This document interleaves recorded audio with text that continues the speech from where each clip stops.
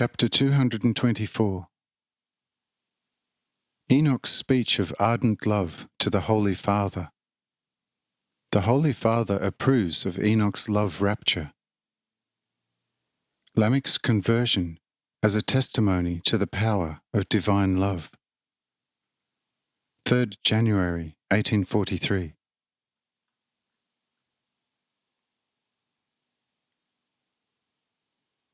Aglow with love, Enoch rushed to the Father and said in his heart, "Oh, you super good, super holy, most loving Father, what boundless happiness you have prepared for my heart.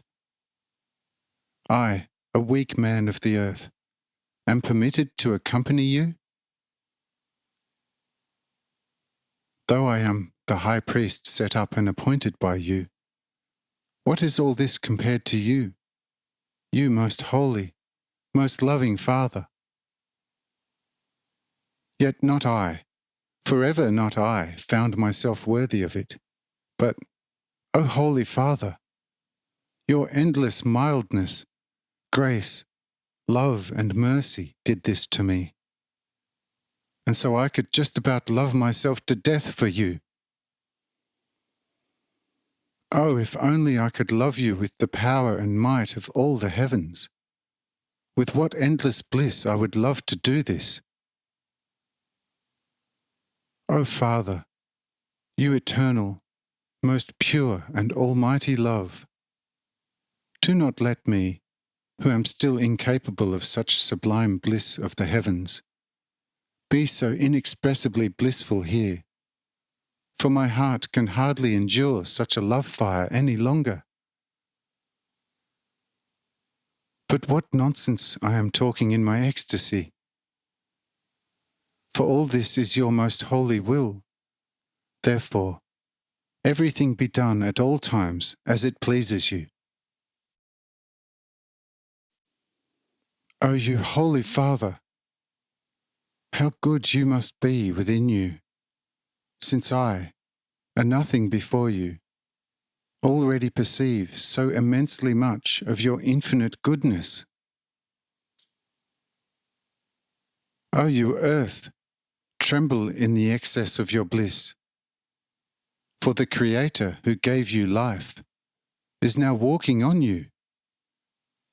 And you, poor sun, with your light, do you now dare send your rays down to the earth, when He, whose slightest breath once called you into existence, is walking over the same?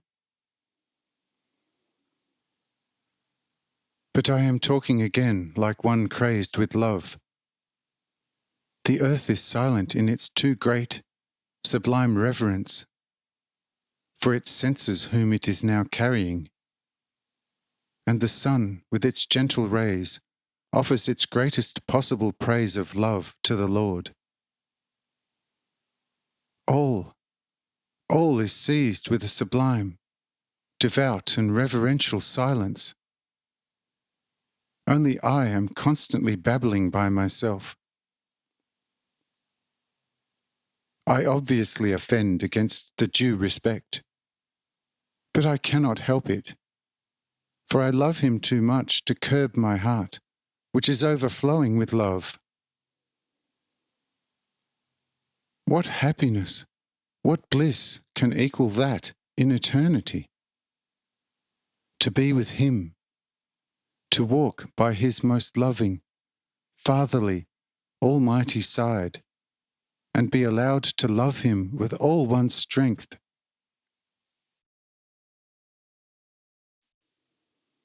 But now be silent, my heart, for he looks as if he wanted to tell me something.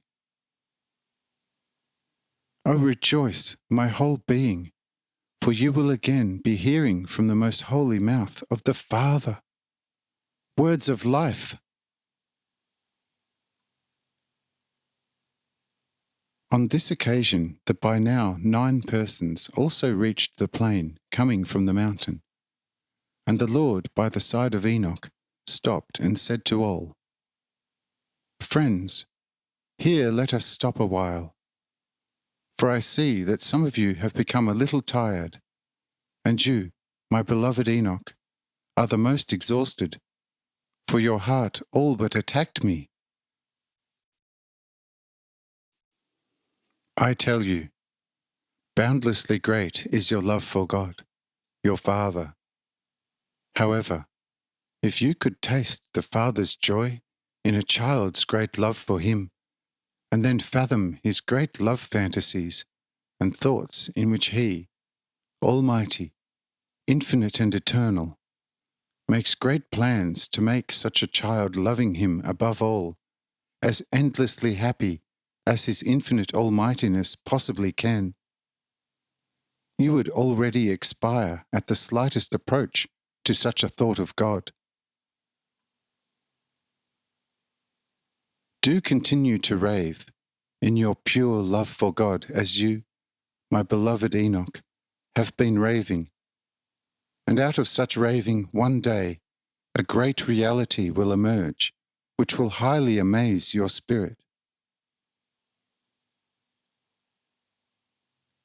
After that, the Lord turned to Kisahel and said to him, Kisahel, do you now realize the power of the Father's love?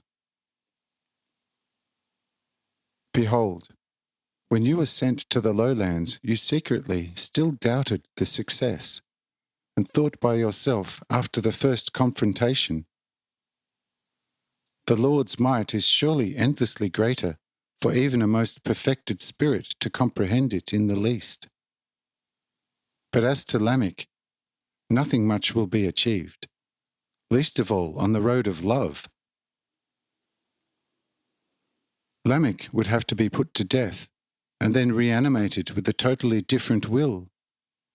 Any other attempt will fail here. Now look, we needed nothing else but exactly love, and the entire lowlands stand now before us cleansed. Thus it shall stay forever. Where love can no longer achieve and gain anything, no other power either shall be able to achieve anything. All works of creation have gone forth from love. How should the works then be mightier than love, as their first cause? So adhere at all times to love, and in the end, everything will be gained.